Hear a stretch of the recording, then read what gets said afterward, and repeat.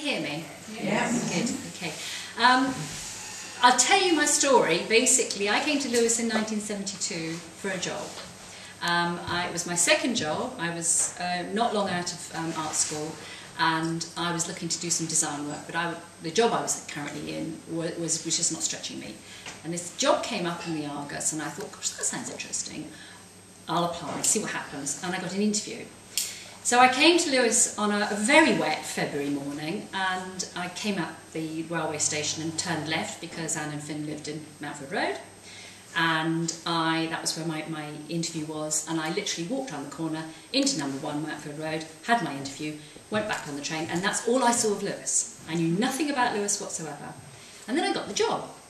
So I decided that at that point I was living in Worthing, I would come to live in Lewes, because there was no way I was going to commute, I couldn't drive, and it was just not going to happen. So I turned up in Lewes in 1972, as I said, and it was a very different place than it is today.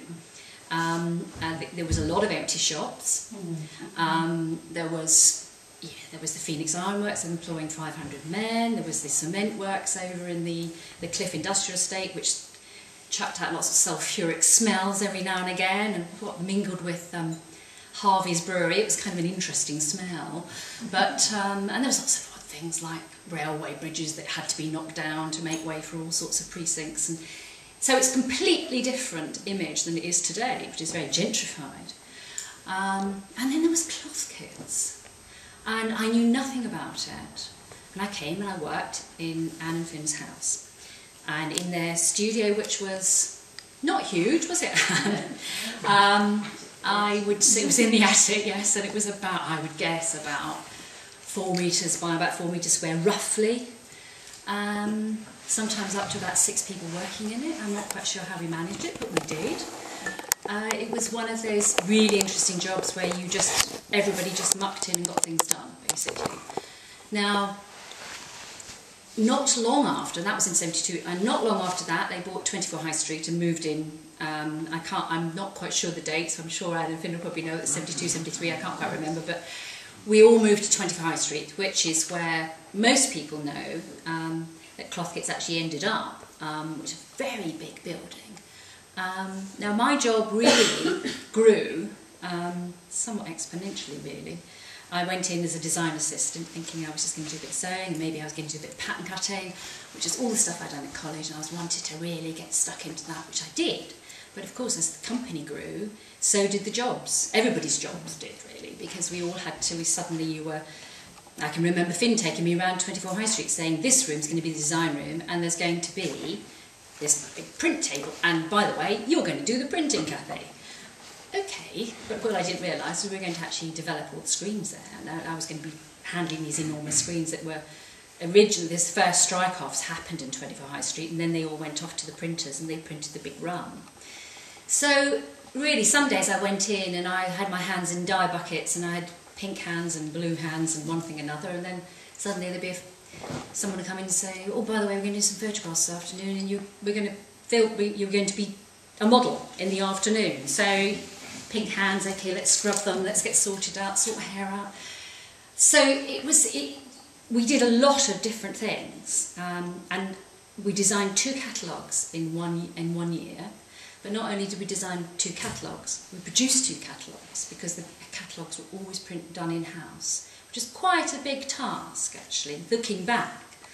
But it kept us all interested, and there was always lots to do.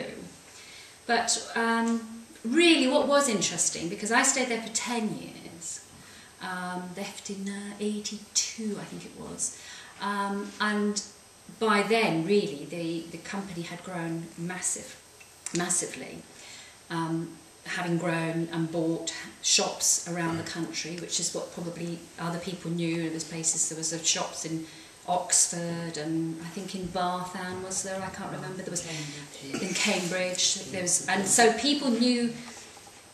People would go into the shops, but yet there was this very strong mail order aspect to the business that just was phenomenal. And what was extraordinary was that when catalogues went out to people, along with their kits that they bought, they would get questionnaires, and quite often people would think, wow, is anybody going to fill a questionnaire in?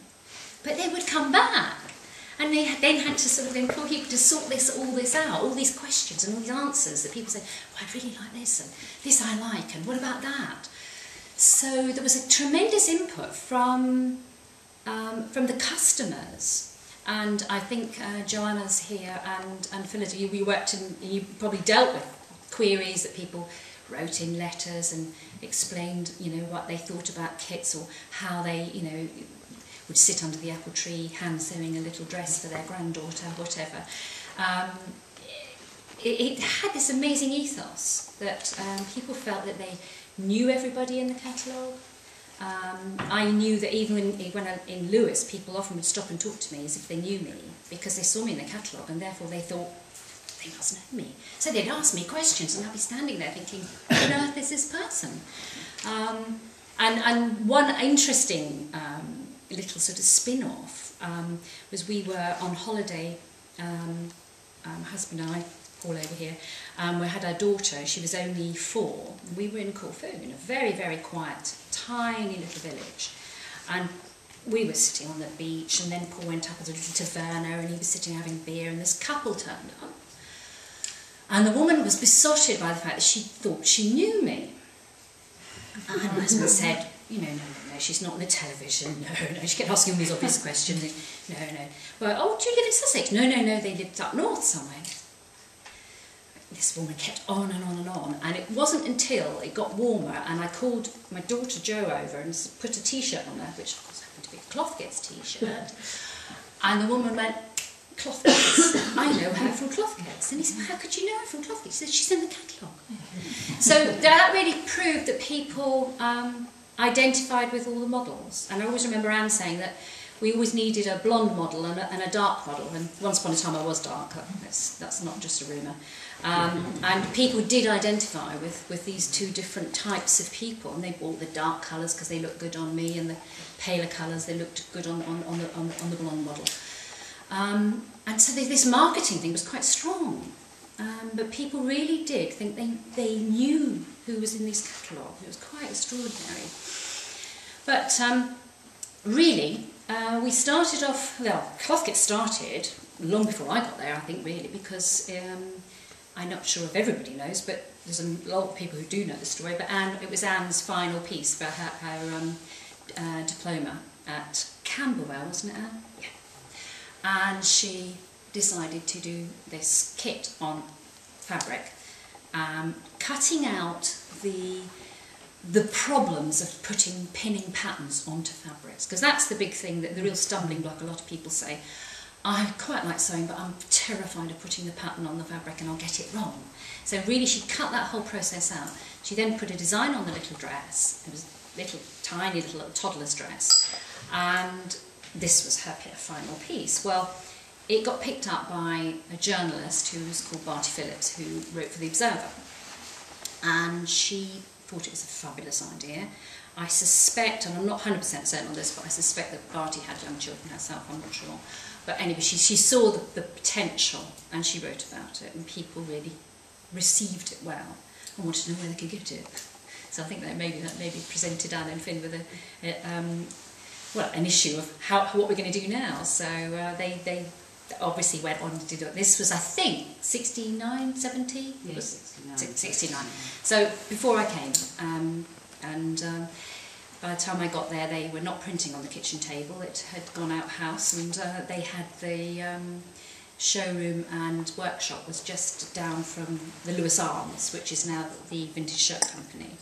So that was where the workshop was at that point. So really, with that kind of response from people, Barty Phillips herself kept writing about you, I believe, Anne. And in fact, I discovered in amongst my old catalogues, I've actually got a piece of paper, which is a little sailor's type outfit thing from 1972, June 1972, so just not long after I got to you, actually. And there's a photograph here, which actually there's Fergus's in this one here, your eldest. And then I think that's a professional model, and I don't know who the little girl is. But she would write, and they would do offers, basically, and the offer would be, you know, this particular outfit, and people would fill in this and send it off, and then all of a sudden you then your mailing list grew and grew and grew. And so really not through advertising, but just through that type of thing. And then obviously once you got people on the list, then they all got a catalogue and kept on buying. So that really was, that was the sort of start of it, so as I say, in '69, and it grew